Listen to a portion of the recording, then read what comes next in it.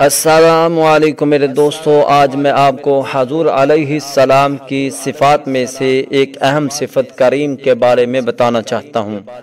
حضور علیہ السلام کی صفات میں سے ایک یہ بھی صفت بڑے اتم درجے کی پائی جاتی تھی کہ آپ علیہ السلام نہایت نرم دل کے مالک تھے۔ اس لیے تو اللہ تعالیٰ نے حضور علیہ السلام کے بارے میں قرآن مجید میں اس صفت کو بیان کیا، وَمَا أَرْسَلْنَاكَ إِلَّا رَحْمَةً لِّلْعَالَمِينَ۔ آئیے اس سلسلے میں آپ کے لیے کچھ واقعات بیان کرتے ہیں۔ ویڈیو نہایت ایمان افروز ہے، مکمل دیکھیے گا۔ اگر آپ کو پسند آئے تو ہمارے اسلامی channel better life Islamic advice کو سبسکرائب کر دیں۔ معزز سامعین گرام، نبوت کے بعد حضور علیہ السلام ایک دن بازار میں جا رہے تھے۔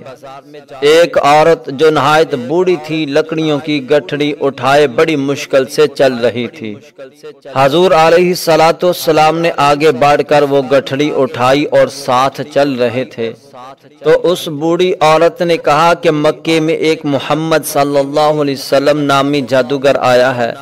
وہ اپنے جادو سے ہر ایک کو اپنا بنا لیتا ہے، رشتہ داروں میں بگاڑ پیدا کرتا ہے۔ تم اس کی بات نہ سننا، اس کے قریب نہ جانا۔ حضور علیہ السلام مسکراتے ہوئے جا رہے تھے۔ جب گھر پہنچ گئے تو عورت نے پوچھا، بیٹا تمہارا نام کیا ہے؟ تو حضور علیہ السلام نے فرمایا، وہی محمد صلی اللہ علیہ وسلم۔ تو اس بوڑھی عورت نے بھی اسلام قبول کر لیا اور جنت کی مہمان بن گئی۔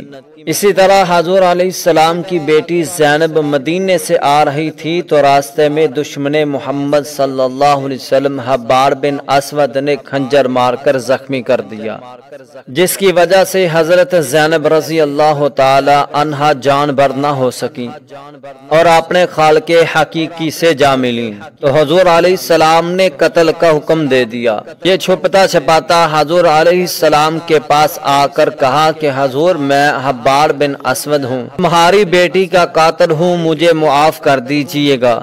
تو حضور علیہ السلام نے اس کو بھی معاف کر دیا، وہ بھی مسلمان ہو گیا۔ ویڈیو پسند آئے تو ویڈیو پر لائک ضرور کر دینا۔ شکریہ۔